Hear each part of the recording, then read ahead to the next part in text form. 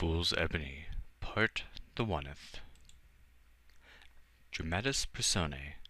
Prologue: The Adventure. A dark elf rascal Coman, a priest of Akatosh.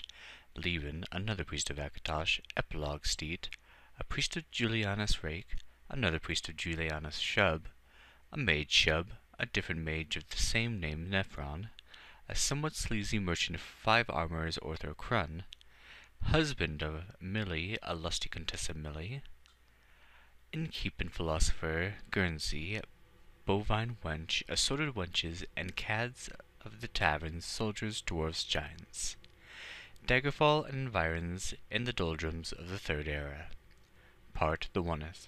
Concerning priests and knackles, as related at length by 2 priests of the Akatosh to the adventurer who, at the time, was not having an adventure, and had nothing better to do, in which some probably unwanted light is shed upon the priesthood and its members, and upon an old peasant myth of some significance, especially common in High Rock, and in which the mysterious Fool's Ebony appears that strange material that could bring either drastic cultural change for the many, or just great profit for a few, or death for a bunch, or have no result whatsoever.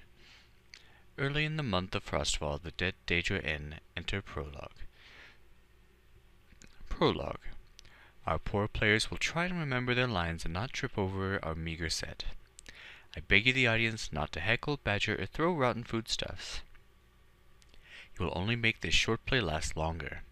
The Guild of Playwrights, Actors, and Dramatists, which any of you who are sensitive or allergic to rambling dialogue, wooden acting, incomprehensible exposition, or unsatisfying endings that leave one confused and unhappy, to exit the theatre immediately.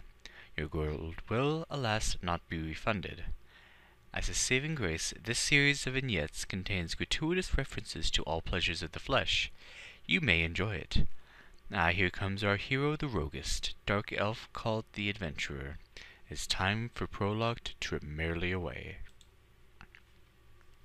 Exit Prologue, enter the Adventurer. Adventurer. What an odd conversation I just heard between those 2 mages. It is best not to speak of such matters next to privy hedges. Enter 2 priests of Akatosh, Leven and Coman. Leven. Mind if I join you, fellow? Good. Need some company ourselves. I am named Leven. My fellow priest here is Coman. We both serve Akatosh in all our own ways, of course. Adventurer. Make yourselves at home. It is not my bench. But I thought that priests didn't go to, places like this. Inns, I mean. Unless on duty? Leven. Oh, we're not on duty. Got to regenerate our internal vital energies so we can go on blessing and curing. Coman. We ought to come here, hike up our robes, kick up our heels, as it were, fill up with some bottled energy. Coman snickers. Leven. Of course, for those in need of comfort and blessing, of course. Coman. Oh, yes, yes. Like that young girl outside the other evening. Leven kicks Coman. Coman. And anyway, our high priest told us to get lost. Leven. He means told us to get some air. We've been having visions, you see. Coman. Yes, sort of weird, really, and we haven't even been taking any of that. Leven kicks Coman. Leven. Both of us have been having the same visions. Real odd. Adventurer. Do tell, I'm not going anywhere in a hurry. Leven. Well, we've both been hearing sort of words for a start, like Sir Nick or Saint Nick. Adventurer. You said Nick or Knack? Just a minute, let me have a swig from your bottle, brother. Ah, that's better. High-class stuff you fellows drink. Yes, I recall some story or old legend about an elf named Knuckle, I think, from Morrowind. Leven. You know, maybe you're on to something there. There is an old legend around these parts. Comes from deep in High Rock, I think. Knuckles, that's it. Adventurer. Knuckles, eh? Seems that several dark elves use that name, particularly the more peculiar ones. Coman. Yes, well, I guess that the bad ones are into all that weapons magic stuff. Very nasty fellows. Leven to Coman. Coman, this fellow's got pointy ears and red eyes. Coman. Pardon me, friend, this is sort of dark and I didn't, Adventure. Oh, that's fine. These are strange times, you know. Live and let live. Or die. As the case may be. Now, suppose you tell me about this Knucklesmith. Here, let me help you with that bottle. Ah, thanks. Leavin. Sure, if you want to put it that way. Here, have another swig. Sure, we've got the time, and I recall it clearly now. Coman. Yes, we've had a couple hours till the little blonde shows up at her lamp. Leavin kicks Coman. Leavin to Coman. Quiet! Remember we had to tell the high priest her address, so she won't be around for a while. To all.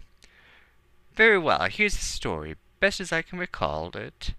This is a tale the peasants up in High Rock tell their kids to scare them into being good for a while, I guess. They tell it, let me see, either on Tales and Tallows, or is it Witches' Festival?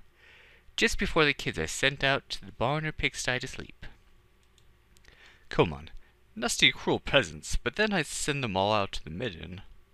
Leapin. Really, Coman, remember those poor souls needed our compassion and blessing.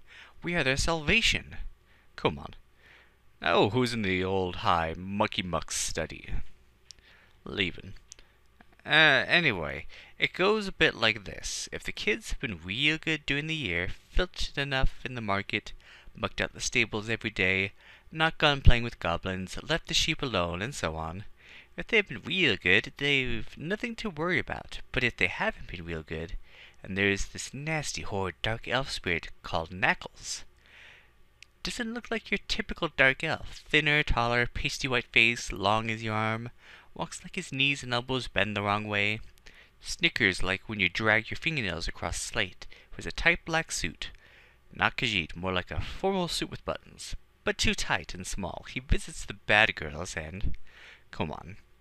Why are you talking about the old high mucky again? Leavin? Coman hiccoughs. Leavin kicks Coman. Leavin, you really must excuse Coman here. Overwork, you know. Too many curings and conversions. Anyway, old Massey Nichols is supposed to wander under our Tamriel. In dirty, deep, dark, dwarven tunnels everywhere under the lands, if you can believe that. Rides in a rusty, squeaky old minecart on old mine tracks. Adventure. I saw some of those in Fanglair once, down in Hammerfell a long time ago. Coman. To Leavin. What the Sheogorath was he doing in Fanglair? Leavin. To Coman. Hush! If he's... Who, well, Knuckles get pulled all around these deep tunnels by goblins. Not your usual dirty yellow ones, but nasty black things.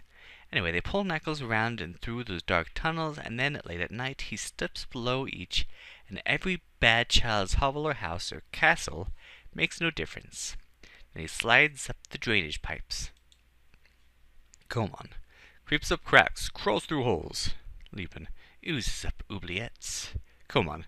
Climbs giggling up garderobes. Leavin. Right into the kid's place. Then if the kid's only been sort of bad, Knuckles will just mess up things in general, so the kid gets blamed.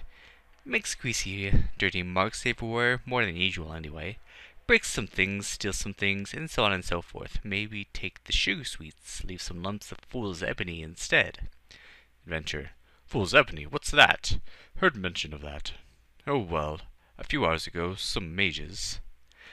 Leavin. You did now. Interesting. Very well. Let's talk about that in a bit. Just let me finish this Knuckles thing. Where was I? Oh, yes. Now, if the little brat had been real bad, then all the little brat's toys get taken. The copper dagger, the wooden sword, the little whip, and so on. All the usual favorite kid things. Coman. Whips? I like those. Coman hiccoughs. Leavin kicks Coman. Leavin. Now, if that little brat has been very, very bad, then Knuckles grabs the brat, pops him or her in his dirty, great sack, hauls the sack off down the holes, and cracks down to his dusty old minecart. And away they go. Come on. Hope he leaves some bad little girls behind. Leavin kicks Coman. Leavin.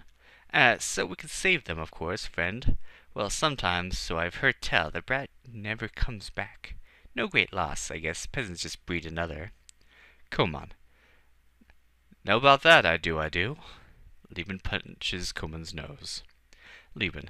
But as the story goes round here anyway, often the brat is just put to work digging out lumps of fool's ebony, shoveling dirt, bagging it, extending the tunnels of the knackles. After a while, Brat is pushed back up to where it came from. Seems that Brat might think it's spent a year down there, but it's only a day has passed up top. Brat comes back real thin and dirty, though, covered in black mess. You know, come to think of it, on the day past Witch's Festival, I've often seen some little brats scrawny, real dirty black mess on them, looking terrified, too. Parents drag them into temples to get blessed and cured. If they have the gold, by the beard of Sheogorath, the wailing and the noise, enough to drive a priest to, well, never mind, that's your problem. Come on. That's the problem with the suppliers, I tell you. Lieben throws Komon through a screen. Lieben. Anyway, that's the short of it. This Knackles legend up around here, I reckon now, is widespread all over Tamriel, and knowing the place probably more than a grain of truth in the tale much, much more. Adventure. So I guess some of the dark elves sort of identify with this Knackles, take on the personality and so on. Lieben. Yeah, that sort of sums it up, I guess. Though we don't see those types hauling off brats in sacks now, do we? Come on. Nah, that's what we does. Girly brats anyway, isn't it not? Come on, hiccoughs.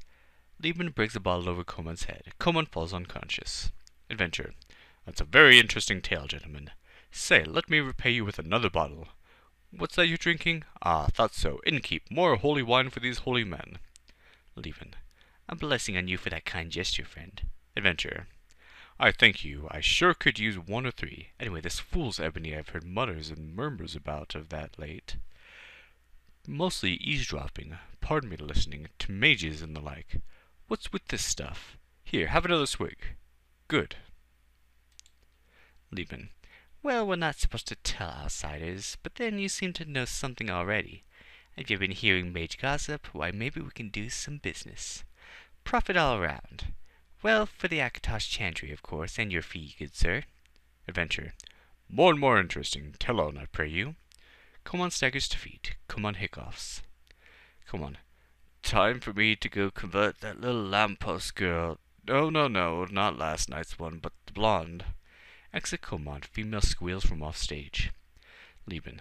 Friend, you've got an excuse, Komon. He's a bit, strange. Got these. Adventure. Oh, that's all right. We've all got our own. Exeunt Lieben and the Adventure. Enter Epilogue. Epilogue. Our apologies for the quality of this drama so far. If those of you still present will wait for a few minutes while a bard plays silence implies consent, we will change the set for the next act. Part the tooth. Please don't forget to tip your wench. Do you believe there's such thing as fool's ebony? Maybe we'll find out in part the tooth. Or maybe not.